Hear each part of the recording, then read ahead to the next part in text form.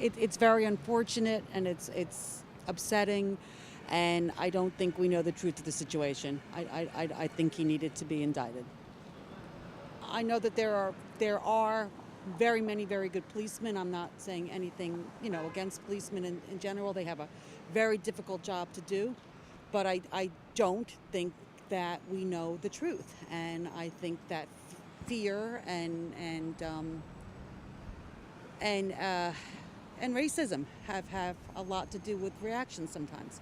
I'm hoping that, with the young generation coming up and, the young parentings and things of that nature, that we will be able to make some change.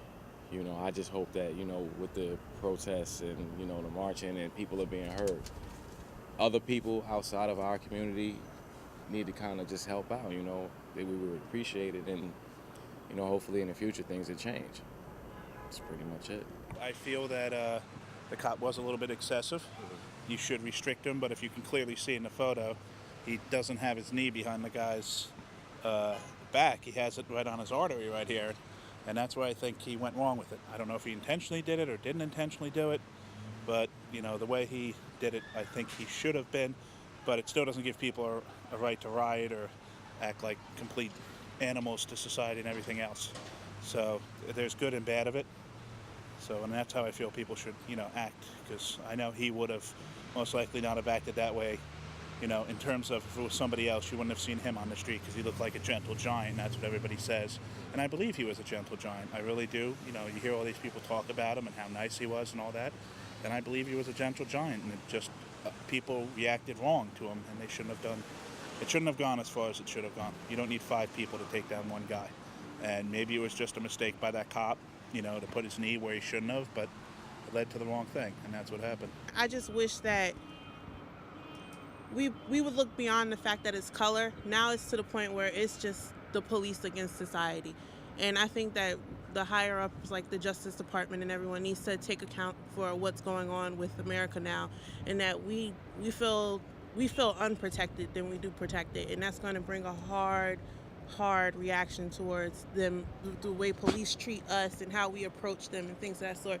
So when it comes from me looking at it and how I feel about it, I'm past color now. I'm just on the point where somebody needs to take account for what's going on, because there's drug dealers and people who get in like misdemeanor fights that get harder charges than police officers do, and this is just ridiculous at this point. But I'm looking at it a bigger picture.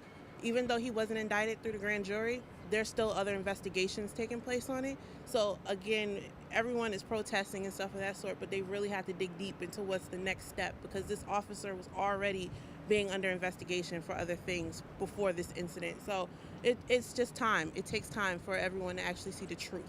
So we don't want it to be where people are going to turn around and start harming the police officers.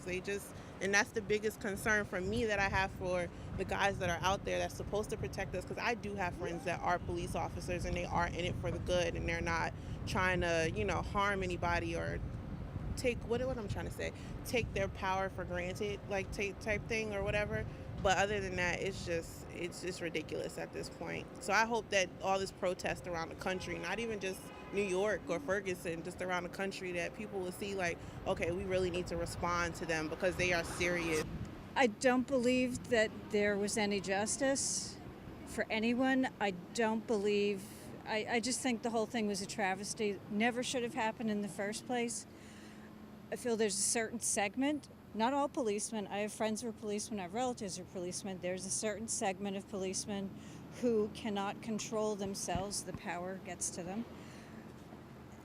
It's just a huge mess, but it's also symptomatic. New York City has been doing that frisk, what do they call it again? Stop and frisk for years now, and it's just symptomatic of that getting completely out of control.